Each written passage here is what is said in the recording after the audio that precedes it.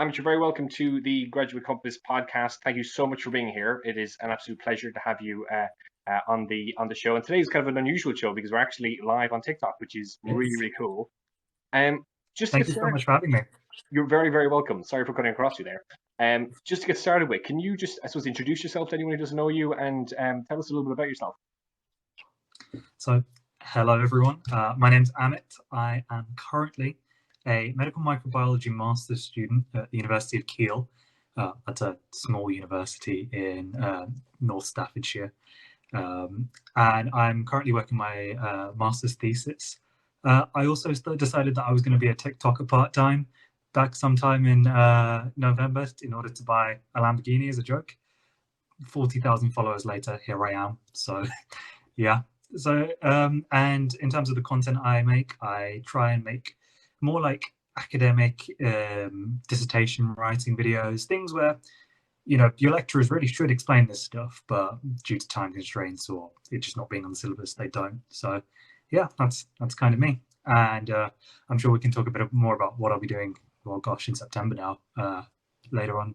Well, I was actually going to jump straight into that as a starting point. If that's okay, because what we'll do is we'll start where you're at now, and we'll go right back to the beginning and kind of what started you there, because you've got quite a big change coming up in the next kind of couple of weeks, don't you? Yeah, so I'll be leaving Kiel after 5 long years. Be leaving here, and then in September I'll be starting my PhD or DPhil as they call them there at the University of Oxford in interdisciplinary biosciences. So my project will be to do with investigating the microbes that live in the liver. So I'm really excited about that. We're going to ask a bit more about that a bit later on, but I just kind of, I suppose for anyone who's watching, they might be kind of feeling that just seems like an incredible thing to have achieved. You know, Oxford is known as being one of the most famous universities in the world. It's a massive achievement to get in there at a PhD level. Before we kind of go into that detail, let's go right back to the start. What made you want to go down the science routes, and how did this whole kind of journey begin? So a lot of my family was in healthcare, and like a lot of them are nurses and other healthcare professionals. And initially, this is going to come as no surprise, I was like, I'm going to be a doctor. Um, and I worked during my GCSEs A levels for that. My grades didn't kind of really allow me to do that, so I chose to do an undergraduate degree in biochemistry instead. And as I was doing my degree, I kind of really understood that I was enjoying more of the science and the research side of things more than I was with just the human, like patient-based stuff. At Kiel, we're quite fortunate in the fact that there is a lot of science content. There's a lot. It's got this healthcare spin on things, and I found that I was really enjoying the scientific discoveries and things like that. So um, I chose to go on and do my master's, which was more in microbiology, obviously. The elephant in the room doing a microbiology master's in a pandemic wasn't my best idea, but uh, that kind of further cemented the notion that doing research or working in the healthcare space doesn't necessarily have to mean working directly with patients. It doesn't mean me being at the bedside. It could mean me being in a lab somewhere processing results, because that is without that infrastructure, without all the necessary pipelines, the doctors wouldn't be able to make a diagnosing decision. And I found that the opportunities in the science side of things were little bit more branching out. So I think that's what made me decide to really stick with science. And then eventually now I'm committing to a 4-year PhD. So I think And that's my best answer. if we can just like, I suppose, because it's quite topical, because at the time of recording here, it was A levels results day yesterday. You kind of mentioned that the A levels kind of didn't kind of go maybe exactly what you wanted initially. How did you kind of bounce back from that, and how did you kind of figure out what an alternative option you would be? So I'll be quite transparent and honest here. I got 3 Ds at my A level. I did shockingly bad. Like it was a combination of me being quite stupid and perhaps not focusing as well. But I had some family issues going on at the time, so there was a whole combination of things which really meant that I was not in the best space to achieve what I could then. And I remember opening my results on results day, and I was expecting like not 3Ds. So I was opening my results and I was like, right, I've got some work to do here. So I got on the phone. We had a bit, so we got a result in a big hall, and then I got on. We went round, and there were all the teachers lined up to do clearing. So I got on the phone with my teachers, and one of them said, "Oh, Keel's got this thing called the foundation year," and I was like, "Oh, that sounds a bit like I don't want to do that. I'm beyond that." But I gave Keel a call anyway, and I was like, "Oh, here are my grades," and they're like, "Yes, you can come, provided you do this foundation year." So I got some more information about it. I was like, "Okay, what does this foundation year involve?" And basically, it was me essentially redoing my A levels, but in the span of, I guess, 6 months, because you did like first year A levels in the first semester and second year A levels in the second semester.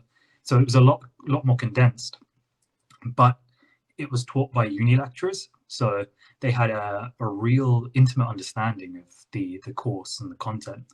And as well as that, unlike well, I don't know about these days with how they're assessed as much now, but I know it's mostly exam based. But a lot of my assessments in my foundation year, half of them were exam based, so pure knowledge exams, multiple choice, essay, that kind of thing. But the other 50% of it was based on practical skills. So I had plenty of labs to do that I had to turn up for and write quite extensive lab reports for. I had different seminars, different things like that. Like it wasn't just based on this memory test. It was a whole group of things, and that kind of really set me up for then the rest of my degree. Obviously, during all of this, I couldn't really shake the whole 3Ds hanging over my head. So I kind of had to work a little bit harder than my peers to get some of the roles that I wanted. So I tried to make some of my experiences that I was getting on the side a lot more varied. So things like I went to work in Mackey's for a summer. I taught English to Chinese students for a summer virtually. This was before Zoom calls were cool. And then I worked as a recruiter for a recruiting firm alongside doing my final year dissertation. So I think there are things that I realized I had to do and stretch myself further than my peers, just because I had that extra, I don't call it baggage, but I had a lower starting point, if you will. But And I think that's, God. sorry, mate, I didn't mean to interrupt you. I was just going to say, like, it does sound like that, like you've turned what it was a very perhaps difficult, challenging start with that kind of, shock surprise, the grades into something really positive. I mean, you don't kind of achieve what you've achieved in the meantime being stupid and being like without hard work. So maybe just like in a weird way, maybe it kind of worked out really well for you. I don't know. How do you feel about it now? Yeah, I think it's always been the kind of like chip on my shoulder, like especially during the foundation year. I was kind of doing like my main driver was you're not really stupid, like you sound smart, so why don't you get the grades to prove it. So that was like my main driver. But then going into like my undergrad, I kind of then you were put into a year group full of other people that did do well. And I was like, right, well, now I've got imposter syndrome, so I've got to now keep that intensity of work and keep the pace up so that I can match with my peers. Obviously, that's not the best mentality to have, but it's been a great driver to help me like really propel myself forward. And I suppose like it's interesting because as you were going through all this, was the thought about medicine still kind of going on in your head? And at what point did you realize actually the research was more of the area you were interested in? So I applied for medicine this year actually. So but because and I don't know whether much of your audience has looked into like how graduate funding for medicine works, but basically once you've already got a degree, it becomes quite difficult to then acquire, unless you do the graduate entry programs. It becomes quite expensive to fund a medicine course, and the graduate entry courses are fiercely competitive. And I thought, so I applied at undergrad. I didn't get in at the time because my entry, like my UCAT and I didn't do the GAMSAT at the time, but my UCAT wasn't that. It was good, but it wasn't grad med good. So, and then the second time I applied, so this was during my masters. I got to interview, but I got put on the wait list. So I was like, right, let me reconsider. Let me take a step back. and think, am I doing this for the right reason? Because if I keep just applying for the sake of wanting to do this, and like, am I really applying myself in the correct way? So I had to look at all my career options and thought, right, I could try again and keep going and going, and through perseverance, I've got friends who've done this like many times and they've eventually gotten in. But I've reevaluated. I took a look back as to why I wanted to do medicine. I thought I'm kind of doing it for the wrong reasons. So I thought, well, I like the idea of like working in industry in terms of science, and I like the idea of all the lab stuff and all the research that I like. A PhD doesn't sound too bad at this point. So I thought, you know what, let me try and explore this route. And I'm unsure if you know about the. Oh no, I know we mentioned it before how competitive PhDs were, especially this year round. It makes the competition, it pales the competition for medicine this year. But I thought that, and especially the interviews that I had, I was a lot more passionate about it. I thought that I could express myself, my ideas a lot more fruitfully than I did in some of my medicine interviews. And it was kind of during those interviews I realized, right, no, this is actually what I want to do. I want to be, not necessarily stuck in a lab because I'm more of a computational guy, but I want to be working on the big picture stuff, not just on a case by case basis. So I think that's kind of where it switched for me. But I love that, and I love, like, the two parts of the story so far, which I really enjoy. Like, not just the fact that you kind of use the negative to turn to a positive, but the fact that you've self-reflected. Because as people may or may not know, like, I work in careers education. I work with graduates like all day, every day, and it is a huge part of the journey of kind of reflecting, going, you know what, actually this isn't for me. So, fair play to you for kind of, I suppose, coming to that realization, because a lot of people don't get to that point, maybe kind of a bit down the line. So what was I want to focus particularly on I think it was 12 months ago when you finished your undergraduate. Correct me if I'm wrong with the dates in that one. What was the No, that's motivation? about correct. What was the motivation to stick with Kiel and do the masters, or what were you thinking as you were graduating? Because that's kind of a pinnacle point for a lot of graduates. Yeah. So I applied for the masters pre pandemic, so I had no idea it was coming, as it everybody. So I got my offer to do the masters at Kiel, December 2019, and so the way it works, and I'm sure a lot of institutions have something similar for like a graduate retention, is that they give you some kind of discount. So Kiel gave me 20% off the course fees and the entry requirements. So for everybody else, it was a 2-1. But if you were a Kiel student, your entry requirements would drop, so you only needed 2-2 to get it. So those were the initial like pushing factors to get me interested. But what also interested me was that my current my lecturer, who was my supervisor for my undergraduate dissertation, was a microbiologist herself. And my project was in microbiology. And through some conversations, she was like, "Why don't you consider this? Like, from speaking to you and understanding your motivations, this kind of course would suit you." And I had a look at the brochure, and it was really nicely split between people who were just academics and people who actually worked in the NHS or in Public Health England. I've been fortunate enough to have some quite interesting conversations with lecturers who've worked in Public Health England.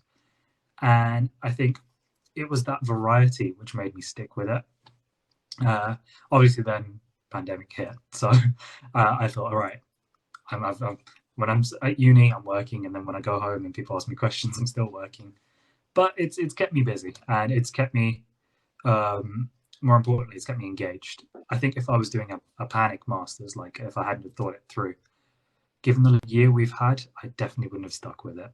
But I'm glad that I have, and it's something that I've been passionate about. Well done for sticking through with it, because it has been very tough for anyone studying this year, as it has been tough across the board, but for everyone in Yeah, general. Okay, so there's a couple things I kind of want to focus on. One is you mentioned at the start about the fact that you had quite a lot of work experiences. You were going through your degree. You talked about the fact that you were teaching English at one stage. What other things did you do to kind of improve your experience and make yourself more employable and kind of widen your experience, I suppose? yeah. So I knew that I had the kind of, I'm going to say the stigma of, oh, he didn't do well in his A levels, and a lot of jobs that I applied for asked, oh, what are your A levels? And I kind of thought to myself, hold on a minute, I've got a degree, like, or I'm getting a degree. Why do you care? And it's only until I kind of got to that master's level where people just don't ask you anymore. So during my undergrad, I was like, right, I have to make myself stick out from everyone else for the right reasons, not like, oh, okay, he doesn't pass this minimum threshold. So I'll talk you through some of my more interesting experiences. So one of them was that teaching English. So I'm in STEM. English teaching is certainly not my domain. But during the summer, I think it was summer 2017, I just out of the blue, it was like, people learn things online. I was having a conversation with a friend at the time. I was like, why don't we have a go at teaching English? English is our first language. Like, why not? So I signed up for this company called IQ Bar. I'm mentioning them by name because they're fantastic. I had a really, really good time with them. But it was essentially a company that was based partly in the UK and partly in China. And I had to plan and deliver English lessons along their syllabus to Chinese children. So that was, my youngest student was 2, and my oldest student was 18. Not including the parents that would often sit in on the lessons and join in. So it was quite an experience. But I think that was a real point of growth for my communication skills, because obviously nothing challenges you harder than when somebody doesn't speak the same language as you. So you've really got to think about how you're communicating things, and in the tone, the manner, even your hand gestures, all that kind of thing. You've really got to think about how you communicate. So that was probably one of my first realization that, hold on, my grades aren't the only important thing here. I need communication. Communication is arguably more important. So then I went to work in Mackey's. So I worked in the Mackey's in South London. And that's another point where I was on the tills. And everybody's been to fast food restaurants where you get a range of different customers. And some of them aren't nice, some of them are. But you need to be able to speak to different people. And I think that really helped me develop my communication skills further.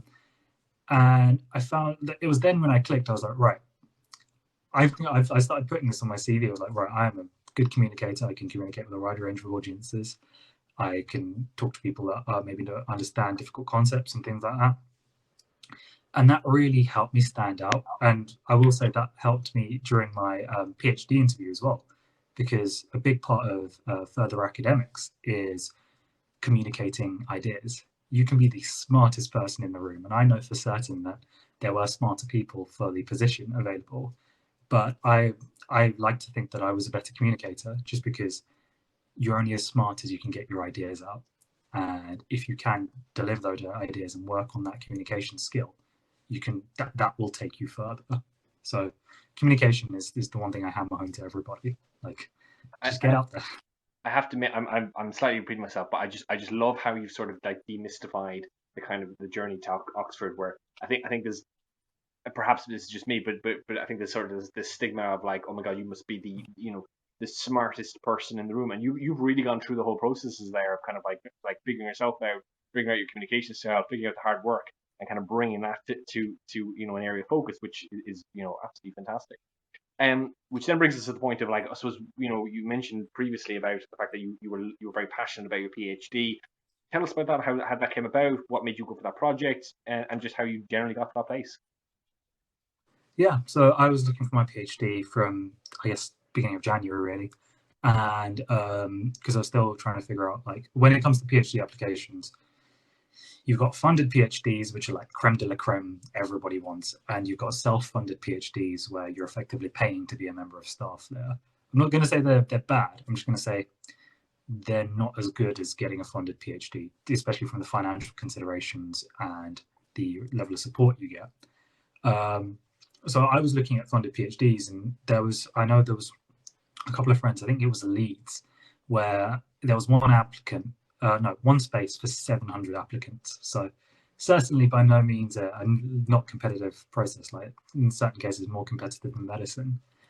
And I used the site fundedphd.com. Brilliant site, recommend everybody uses it. where I found the email of the supervisor. Or firstly, I filtered by what I wanted. So when you get to PhD level, you kind of really need to focus on what it is you want to do. So I knew that my passion was in microbiology as well as computational biology. So doing things on computers, working with really, really big data sets. So I thought, right, let me see if I can find anything that fits those two categories. And I was scrolling through pages and pages, and it isn't really worth applying to like a whole bunch of PhDs, because if you do get one that you don't like, you're now stuck with that for 4 years or 3 years or however long it might be. But so I found this one at Oxford, and I saw the supervisor. I was like, right, let me email the supervisor, because it said like have a conversation before you apply. And I spoke to the supervisor, and from even that brief 15-minute conversation I had, he was like, if you can get your application in quickly. So, and I was kind of hooked from that point, because we were talking about all the things we were going to do in terms of the computational side. So working with big servers, big data, that kind of thing. And then all the things we're going to do in the wet lab. So working with animals and live samples, things like that. And I was like, yeah, no, this is it. This is for me. So, and I think what kind of gave it away that I wanted to do it is through all of the interviews, and because I had one conversation, one kind of ambush interview, I'm going to call it, where he said it wasn't going to be an interview, but it ended up being an interview, and then a proper panel interview. Through all of them, I just had a massive grin on my face, because I was like, whilst I was nervous, I was absolutely bricking it. I was actually just happy to be able to even get the chance to have a go at this research. And I think that's kind of what came across, is that, yeah, I actually wanted to be there. I wanted to do it. So I guess that's the main thing. And I suppose it is that like point of that, to get into that PhD frame of mind, you have to be so obsessive in that kind of that passion. And as you said, if you'd been stuck with something that was bad, and not bad, but something that didn't fit you, would have been an absolutely awful experience. You wouldn't have had that same grin. So that's really good to hear. Yeah. I will say the same kind of applies when you're looking at masters that are also interview. So I was in the position where I didn't have to do an interview, I didn't have to write a personal statement. But so my course right now is kind of split, half students who did do like are from Kiel and went straight in, and half who weren't, and they had to write a statement. And I think now, knowing those people, and they're my friends now, they've got that same passion for their subject, and that's what they show during those statements and interactions with my tutor. So if you turn up with a giant grin on your face, or you're talking to the supervisor and you show the same level of enthusiasm as them, they're gonna not automatically, but subconsciously, that yes, this person, we like them. So and I think people sometimes underestimate that enthusiasm, and whether it's a studying or whether it's a job, that can be infectious, and often people really respond really well to that. I suppose then that kind of leads us into what's happened with TikTok with you, because you've become this sort of like massive presence on TikTok with your study hacks and with all your kind of like insights on university life. And I suppose that again reflects your passion for academia and that whole environment. How did that come about? So I think it was like the 27th, 28th of November, right in 2020. I was sitting in my partner's apartment, because we both had the app. And I turned to her, I jokingly said, okay, this is how I'm going to buy us a Lamborghini. Because you saw people blow up, and you've got all these massive TikTokers making loads of money. I was like, right, here's what I really like. I'm just going to start making videos. And at the time, the only thing I really knew to make videos was silly microbiology jokes that weren't funny. Like, if you go back, most of them I've taken down because they were very cringy, I'll be honest. But I didn't really find my footing until January. So it was kind of about 2 months of just stumbling around, trying to figure out what I wanted. Like, I thought, maybe I could be one of these lifestyle people. And so I revealed, I had a video of me eating Nutella as I overcame my nut allergy, and all that kind of thing. And it didn't really stick.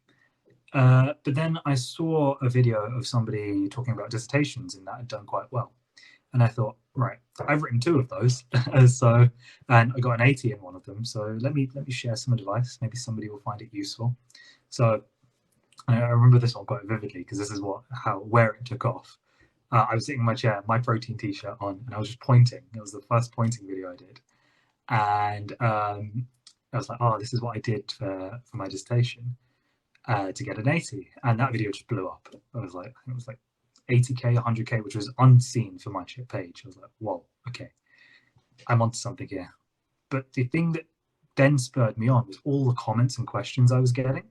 So I was like, "Oh, how do I write an introduction? How do I do this? How do I do that? Can you help me with the discussion?" So I just started making videos on it. Like, it was something that I'd learned to do, and it was something that I was learning as well myself.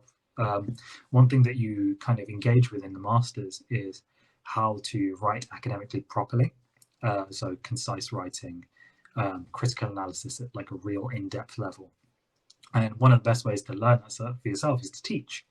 And so by doing these videos, I really cemented it for myself as well. And I just found that I kept going with these study videos and the study hacks, and especially during at the time where students weren't getting the most access to their lecturers, and they weren't getting perhaps the speediest of responses like they would during normal times. They found that they could come to my page, have a scroll through my videos, find something that, oh, I need to write an essay, he's got something on this, or I need to do this, he's got a video there. They found that my page became kind of a resource bank for them, and it was free. So I guess that's kind of how it spurred on. And then one thing led to another, and sponsorships started getting in, and the Lamborghini seems a little bit closer now. Well, hopefully it'll come sooner rather than later. And well done. It is Yeah. a great resource, and for those listening on the podcast, I'll link to it in the description of the episode if anyone wants to check it out, because it's definitely worth checking out. I am going to this is coming towards the end of our chat, so I want to kind of focus on advice, because you're a great person for advice. You've had amazing experience in kind of taking kind of a challenging situation turned into success after success. What, particularly for the Graduate Compass podcast, is the audience are going for they're struggling, they don't know where to go, what to do, they're trying to figure out their pathway. What advice would you have for them who are trying to, I suppose, figure things out?